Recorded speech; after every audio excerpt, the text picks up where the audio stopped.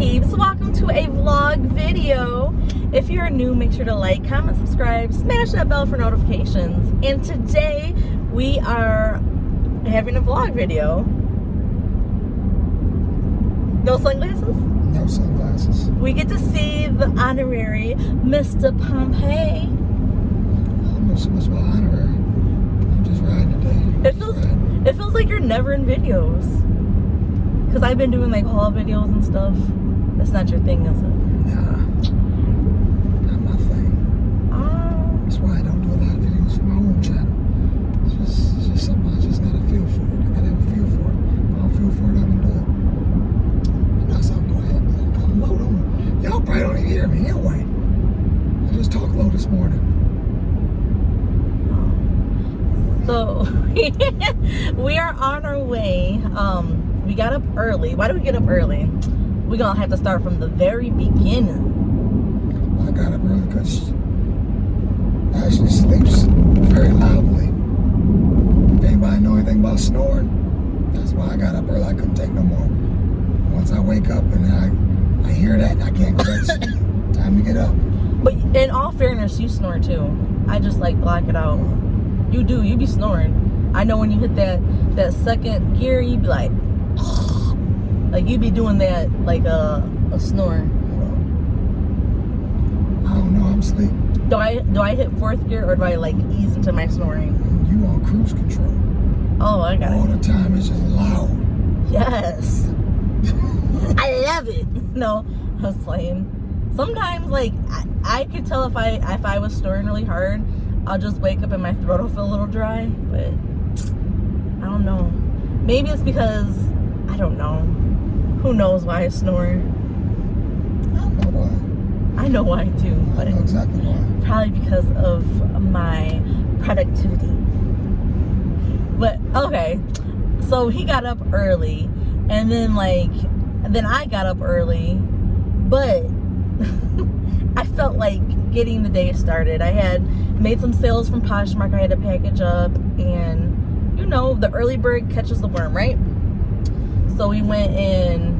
Well, actually, when you got up, what did you start doing? Let's talk about the number one topic that is like happening real time. Dogecoin. The Doge. Dogecoin. Dogecoin. Anybody know anything about Dogecoin? That's what's hot right now. That's what's the thing to those that know about cryptocurrency. The wave of the future. When you know, you know. And investing in Dogecoin, you can make a nice little change.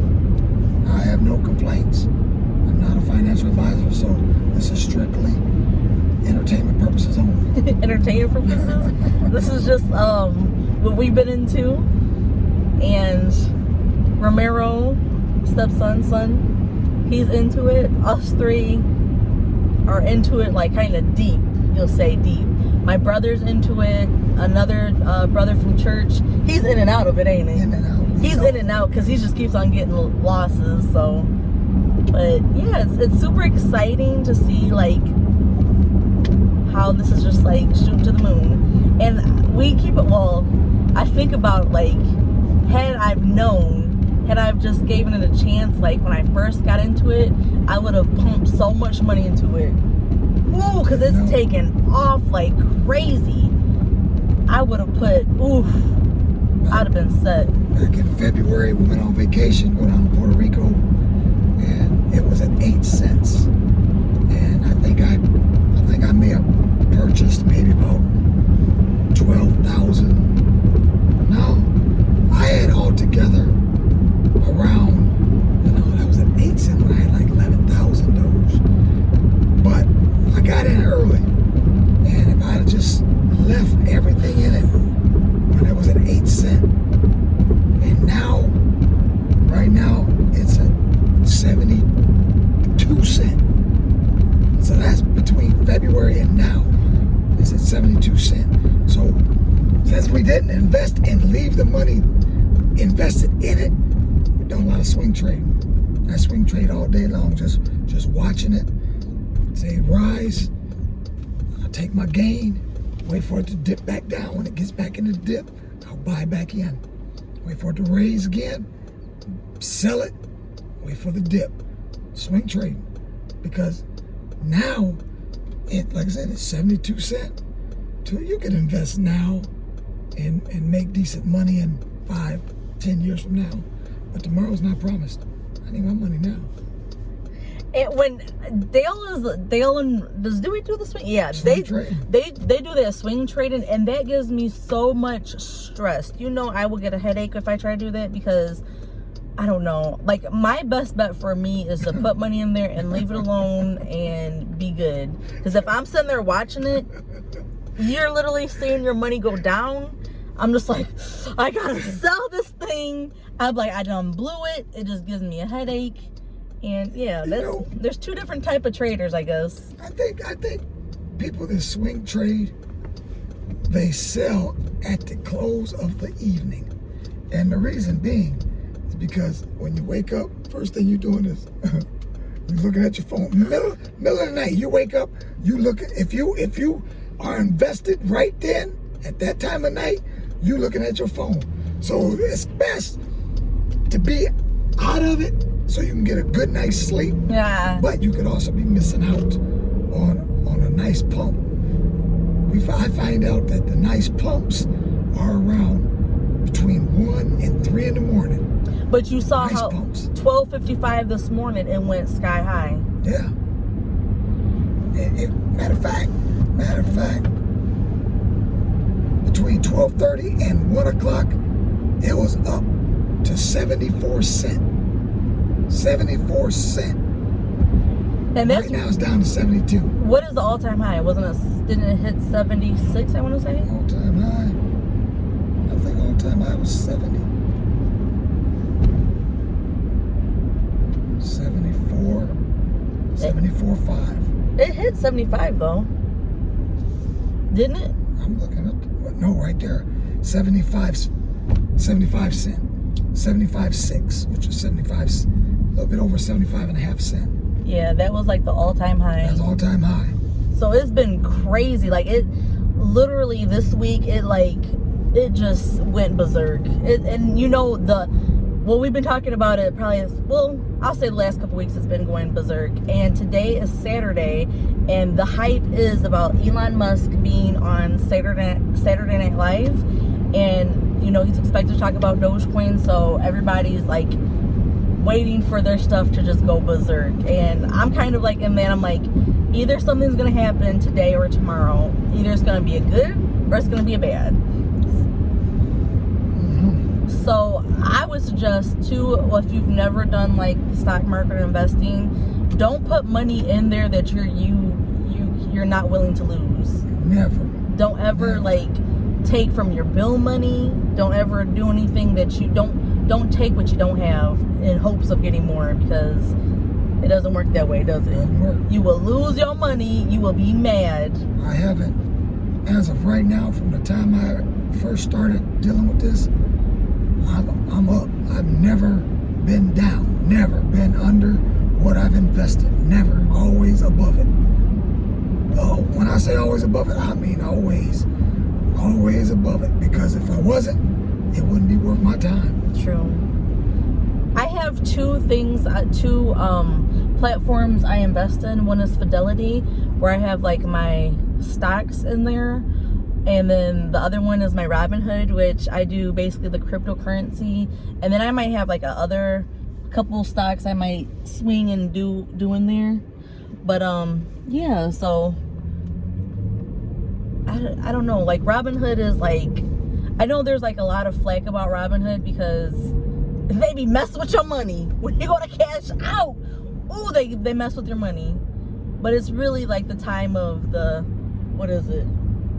I don't know. You just gotta be watching what you're doing. You do. You have to be like a Hawkeye. You gotta be watching what you're doing and watching them numbers. And it's kind of like a guessing game. I guessed good a little while ago. I mean, I guessed real good on the timing to get out. Started watching them numbers. Watching them numbers. I said, okay, now time to sell. Sell. And perfect timing. It dropped. Jump back in. Yeah, that's like the, not an adrenaline, but it's like it's too stressful for me doing that, because I feel like I done got some gray hairs from messing around the other day. Because like I literally held my money in there because I bought in. I felt like too high when it was going up. I was like, I gotta get on this train. And that's the thing, like you can't have your emotions wrapped up in the stock market, because it will make you mad. Like you will have so many emotions dealing with this. Like you will be angry, you'll be ready, you'll be so angry, you'll be so stressed out, you'll be so happy. There's so many emotions that deal with the stock market, because when you making all that money, you're just like, yeah. But when that sucker dips and all that money's gone, you'll be ready to go out there and just kick a rock, kick a tree, slap a flower. I don't know. But just know this: the good thing about that, what you invest, you don't lose it until you sell it. That's true. So, cause I was down over $700 down, but I said I'm not selling. Cause I know it's gonna go back up. And sure enough, next day went right back up. I was able to get back on top. So you just gotta, you see it dropping. Some people panic sell. Yeah. And then when they sell because they panic, they done lost all that money because they sold. You don't lose it until you sell it. Yeah. As soon as you sell it, it's gone. And that's why we say hold. Keep holding. Romero has what they say. Well, okay, there's different types of hands. Like people will use this like in little terms. Like you got paper hands and you got diamond hands. Diamond hands are like those ones who are like not playing by the emotion. They're not on this emotional roller coaster. They're just gonna hold. They're there to make their gain and call it a day. But paper hands, talk about the paper hands, Dale. Paper hands get crazy. Just get scared. They watch that money and they can even be up. But then when they see a loss, they're upset about a loss. Don't worry about that loss. Don't take it. You can't handle it. Don't get in it. That's what I say. That's true. Because I'm sure there's many people in this world who has committed suicide dealing with stocks. Ooh. Because they couldn't handle it. It's just money. It's just money. It's just money. You can't put a value on a life, but people are taking their lives because they're worried about $1. Not me. If I can't afford to lose it, I'm not going to play with it. Right. And really, like, investments are basically for long term. So they really are. Investing is really for a long term scenario. So I think about like the Bitcoin scenario. Like when I heard about it, I was like, oh, I should do that. But I never took action to do that. Had I have taken action, we would have been set pretty nice. But sometimes, like, I don't know, sometimes you get scared to take that leap, to take that jump, because you think about what could go wrong. But honestly, what can go right, you know? You gotta, like, change that negative thinking into the positive. Like, instead of worrying about what can go wrong, think about what can go right. But what works for some people don't always work for somebody else. That's true. Because you gotta do your little research too. You gotta think about what you're getting into. Hey, I look at it like this. We just talked about this a little while ago. It takes money to make money. Sometimes you gotta be willing to put money in a place, not knowing whether you're gonna get it back, just to see what happens. I ain't saying go out and gamble. This is not gambling. This is investing. Because I thought that it was like gambling. Because if it was, I couldn't do it. And I wouldn't do it. But this isn't like going to the casino. You will never see a casino filing for bankruptcy. Never. They gonna get that money. That's true. They're gonna get it. If you're not willing to lose that money, if you can't afford to lose it, do not invest in nothing. That's true. Just pay your bills, keep living, and keep watching others advance in life and wonder, how are they doing this? How are they doing that? Because sometimes you gotta be a risk taker. You gotta be a risk taker. That's true. Anytime you get in these cars to go down the road, to go to Walmart, you're taking a risk. Why not risk a little bit of money? It's just money. And you know, it's so funny. You think about it, like people who are rich, they do the investment, they do the stock market and stuff like that. But it's like, if you've never done it or you've never been around anybody that does it, you don't know. So I just look at this scenario as teaching Sophia, like she's young enough to start doing this, you know, she's young enough to get into that. Like she's gonna be 14 May 17th, so next Monday she'll be 14, and she already has a couple jobs lined up because we want her to, like, we've always worked for everything we got, and that same principle for our daughter. Like you work hard, you can get some things in life, you feel more accomplished when you work for it.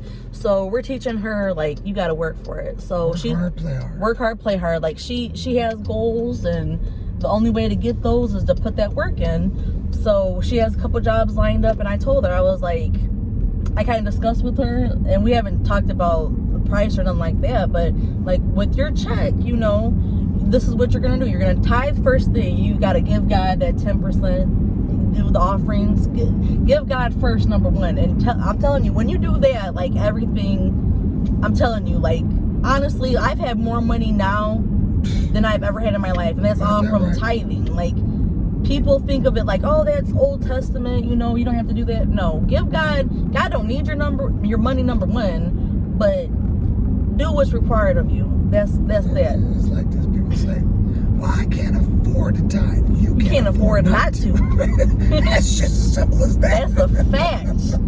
I'm telling you, like, you can't afford not to. I'm telling you, God is good. I ain't never been in this predicament that I'm in right now, but that's what faithfulness does, being faithful. Hey, he said, try me. Try me. See if I don't open up the windows of heaven and pour out a blessing. You should not be able to have room to receive it. Oh, and he's not talking about monetary all the time either. He's talking about things such as your health. Yes. All those things. You can't understand. Just do the right thing. Yes. We're talking about investing. Invest in God. Invest some of your time in God. Hello. And then see the return that he gives. Come on. Oh, that's a whole message right there. I think we done had church. Oh, don't get me started. Look at him sitting out here clocking. But we want to teach Sophie, like, number one, give God his first, and woo. And then I told her too, I was like, you give God his, you save a little bit, you save some money, and then you can put some money in the stock market, and then you can spend money, and that's how you're gonna do with your check. And then she was like, listen, you might learn something, you know.